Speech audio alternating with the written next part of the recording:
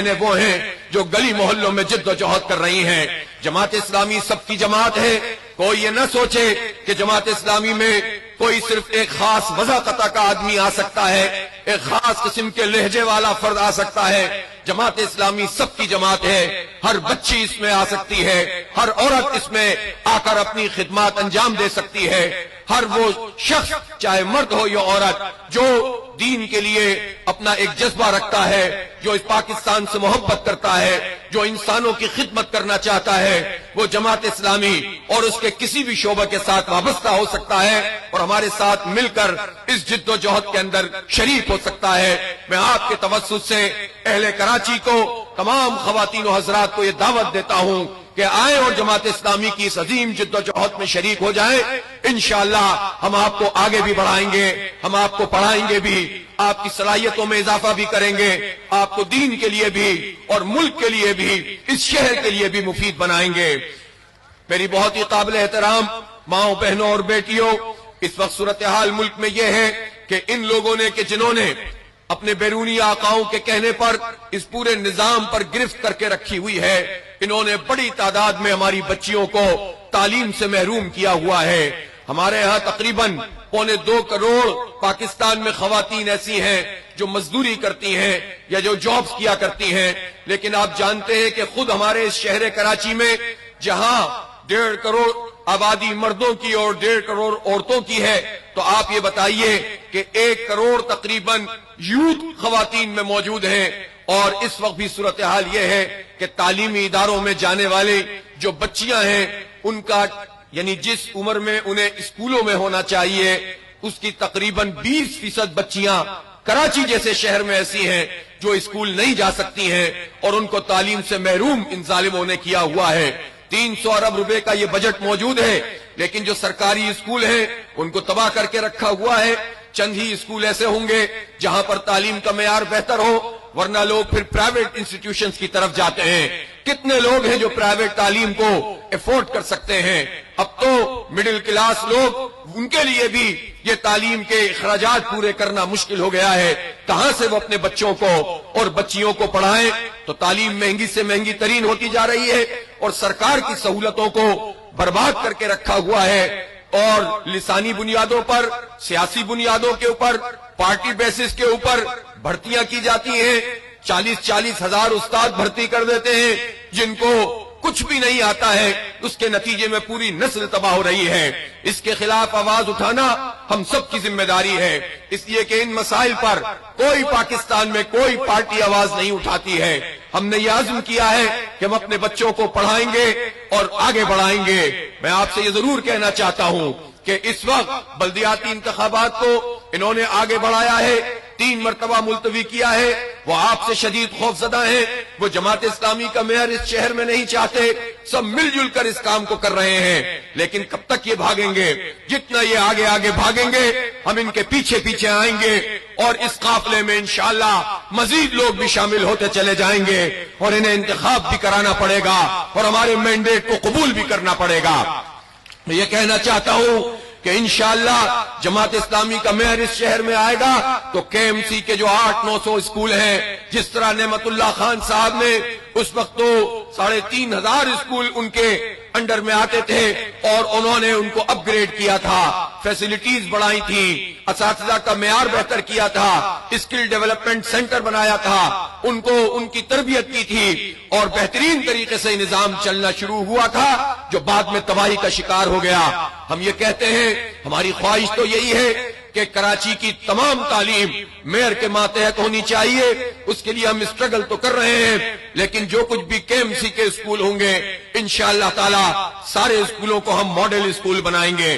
4 سال میں انشاءاللہ ایسے سینکڑوں اسکول ہوں گے جہاں پر صرف غریب کا بچہ نہیں، جہاں صرف مڈل کلاس نہیں، انشاءاللہ وہ معیار بنائیں گے کہ امیروں کے بچے بھی لوگ لائنیں لگا کر اپنے بچوں کو داخل کرانا چاہیں گے، اس لیے کہ تعلیم کسی دولت مند کی میراث نہیں ہے، تعلیم ہم سب کا حق ہے، اور یہ ریاست کا فرض ہے کہ وہ سب کو یکساں تعلیم دے، معیاری تعلیم دے، دولت کی تقسیم کی بنیاد پر اور دولت ہونے کی بنیاد پر کسی کو تعلیم دینا نہ ہمارا دین گوارا کرتا ہے، نہ ہمارا آئین گوارا کرتا ہے، اور نہ جماعت اسلامی یہ گوارا کر سکتی ہے۔ ہم جن اداروں کو، اپنے اسکولوں کو اس شہر میں چلاتے ہیں، ہماری مجبوری ہے کہ ہم ریاست نہیں ہیں، ہمیں وہ تمام وسائل خود جنریٹ کرنے ہوتے ہیں، اس لیے مجبوری میں کچھ فیس بھی رکھنا ہوتی ہے۔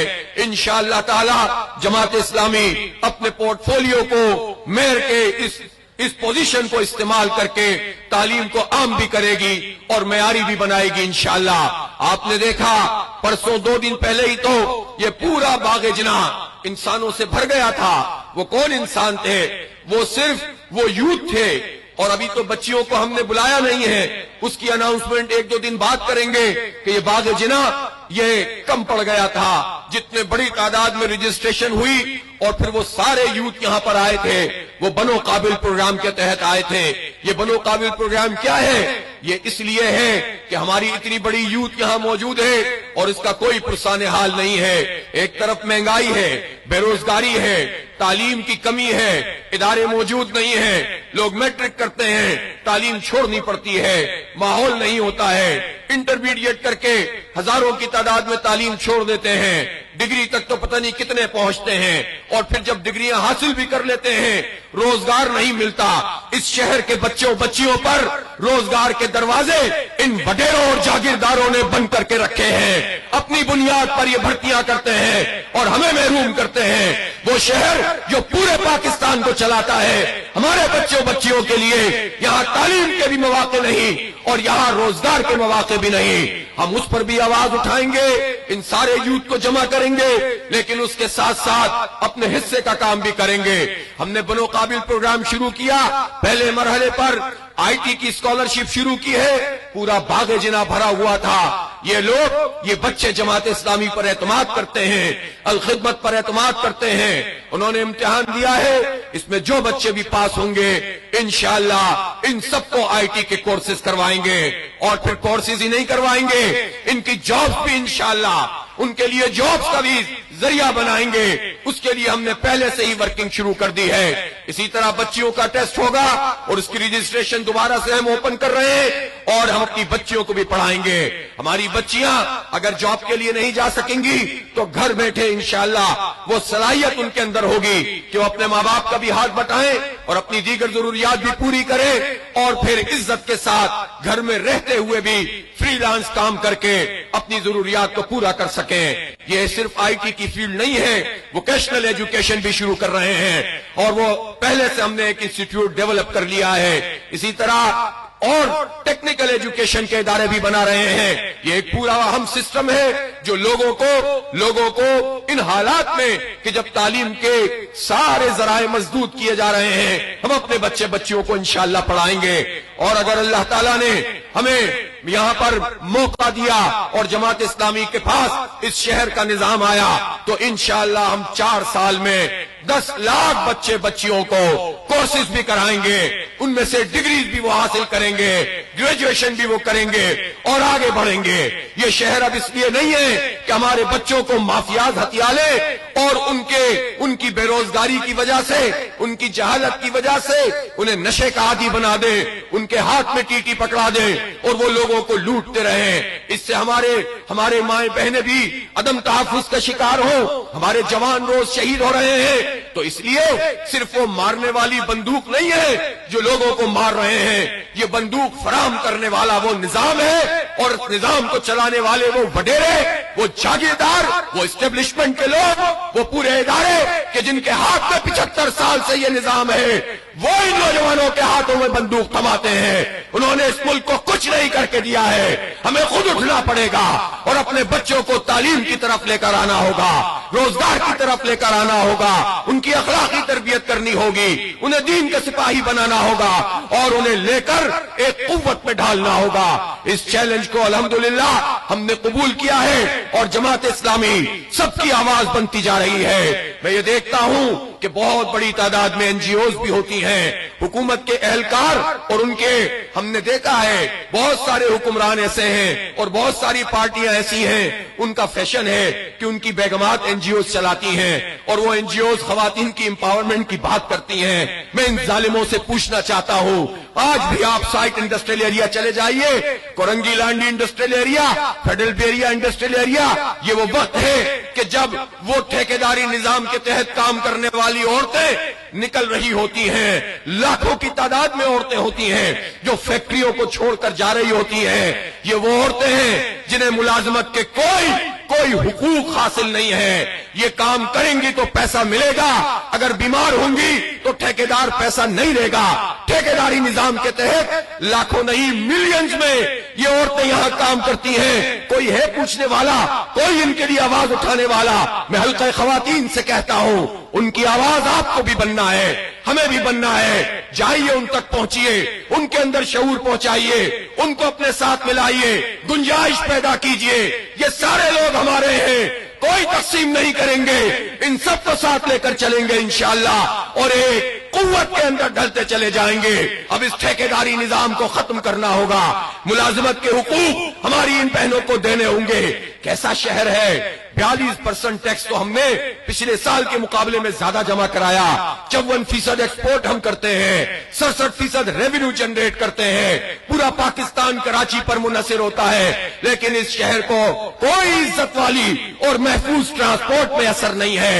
یہاں 1967 کا ایک اشتہار کسی نے ہمیں بھیجا، 1967، اور آپ سوچ لیجئے کہ اس کو 55 سال گزر گئے۔ 55 سال پہلے کراچی میں ایک ایسی ٹرانسپورٹ سروس شروع ہوئی تھی کہ جس میں یہ کہا گیا کہ یہ ٹرانسپورٹ سروس وہ ہوگی جس میں صرف ڈرائیور مرد ہوگا، لیکن اس کی کنڈکٹر بھی خاتون ہوگی، اور اس میں سفر بھی صرف خواتین اور بچیاں کریں گے، اور اس میں مرد جو ہے نہیں جا سکتے۔ کتنا لوگوں نے محفوظ اپنے آپ کو سمجھا ہوگا؟ 55 سال کے بعد آج صورتحال یہ ہے کہ بجائے اس کے کہ آگے بڑھے، چنچیوں کے اندر ہماری ماؤں بہنوں کو جمع کر کے دھکا دے کے بٹھایا جاتا ہے۔ منی بسوں کا حالت دیکھ لیجئے، اور پھر سڑکوں کی حالت دیکھ لیجئے۔ ان چنچیوں کے دھکے کھا کر جو کچھ آپ کے ساتھ ہوتا ہے، جو آپ کے ساتھ سلوک کیا جا رہا ہے، جو اس کو قبول کرتا ہے، وہ نہ دینی ہو سکتا ہے، نہ اسلامی ہو سکتا ہے، نہ پاکستانی ہو سکتا ہے۔ اس کے خلاف اٹھنا پڑے گا، اس ظلم کے خلاف آواز بلند کرنی پڑے گی۔ کوئی دین ایسا نہیں ہو سکتا جو ظلم کے خلاف آپ کو نہ اٹھاتا ہو۔ ہم اپنی ان ماؤں بہنوں کو تحفظ دینے کے لیے اپنی آواز کو بلند کریں گے۔ نعمت اللہ خان کو تو صرف 4 سال ملے تھے، 362 بسیں تو وہ صرف گرین بسیں لے آئے تھے، اور انہوں نے ماس ٹرانزٹ کا پروگرام بنایا تھا، لائٹ ریل سسٹم چلنا تھا، سب ویز چلنی تھی، سرکولر ریلوے سے انٹر کنیکٹ ہونا تھا، ایک باعزت ٹرانسپورٹ کا سسٹم بنتا، لیکن ان ظالموں نے کچھ نہیں دیا۔ اور پھر ہماری عورتیں جو گھروں میں جاتی ہیں وہ لا تعلق نہیں رہ سکتی۔ جب نل کا کھولو تو پانی نہ ہو، جب بٹن کھولو تو بجلی نہ ہو، چولہا کھولو تو گیس نہ ہو، اور پھر اس کے نتیجے میں گھر میں بھی پریشانی، باہر بھی پریشانی۔ یہ سب کون فیس کرتا ہے؟ یہ عورتیں فیس کرتی ہیں۔ مرد پریشان گھومتے رہتے ہیں، پورا نہیں پڑتا ہے، بجلی کے بل زیادہ آتے ہیں، ان پر کون آواز اٹھائے گا؟ اگر ہمیں صرف ذاتی سیاست بازی کرنی ہو، وہ سیاست جو ملک میں چل رہی ہے، اس کو گرا دو، اس کو اٹھا دو، اس کو نااہل کر دو، اس کو اہل کر دو، پھر یہ بٹن دبا دو، پھر وہ بٹن بند کر دو، یہ گڑیا گڈوں کا کھیل ختم کرنا ہوگا۔ اب عوام کے ایشوز پہ جو بات کرے گا، جو ہماری ماں بہنوں کو امپاور کرنے کی بات کرے گا، اب اس کی سیاست آگے بڑھے گی۔ اب زیادہ عرصے یہ سلسلہ نہیں چلے گا۔ ہم کراچی کے لوگ پوچھنا چاہتے ہیں، کہ ہماری ماں بہنوں کے ساتھ یہ سلوک کیوں کیا گیا ہے؟ ان کو باعزت ٹرانسپورٹ کیوں نہیں ملتی؟ ورکنگ ویمن ہیں، کتنے کیسز ہیں آپ کو معلوم ہے؟ 98% کیسز پاکستان میں کورٹ بھی نہیں ہوتے۔ کوئی رپورٹ بھی نہیں کرتا جو ہیراسمنٹ کے کیسز ہوتے ہیں. یہ ہیراسمنٹ کیوں ہو رہی ہے؟ اس لیے کہ کوئی ادارہ نہیں ہے, عدالتوں سے انصاف نہیں ملتا. کوئی عورت سامنے آ کر بات کرے, اس کی عزت برباد ہوتی ہے. تو ایسی جگہیں تو ہونی چاہیے نا کہ جہاں اس کی عزت بھی محفوظ رہے اور اس کی شکایت بھی درج ہو. جھوٹی شکایت کرے تو اس کو سزا ملے, صحیح شکایت کرے تو انصاف ملے. اس شہر میں کیا, اس ملک میں کوئی ایسا نظام موجود نہیں ہے. این جی اوز اپنا کام کرتی رہیں, اپنا ایجنڈا پورا کرتی رہیں, نظام کوئی وضع نہیں کرو. نظام تو انہی لوگوں کے ہاتھ میں ہے. اس لیے ہمارا دل کرتا ہے جب ہم یہ سب چیزیں سنتے ہیں. ہمیں اپنی بچیوں کا تحفظ چاہیے, اپنی ماؤں بہنوں کا تحفظ چاہیے, لیکن اس کے لیے بہت اہم یہ ہوتا ہے کہ کوئی شہر ہے تو اس شہر کا کوئی والی وارث تو ہو, کوئی پوچھنے والا تو ہو. اس شہر کو تو انہوں نے, ظالموں نے یتیم کر کے رکھا ہوا ہے, کوئی پوچھنے والا نہیں ہے. بھاری بھاری مینڈیٹ لوگوں نے لیا, پلٹ کے نہیں دیکھا. 3 کروڑ انسان رہتے ہیں لیکن یہ ان کو دیکھتے تک نہیں ہے. کسی کی ترجیح میں کراچی نہیں ہوتا.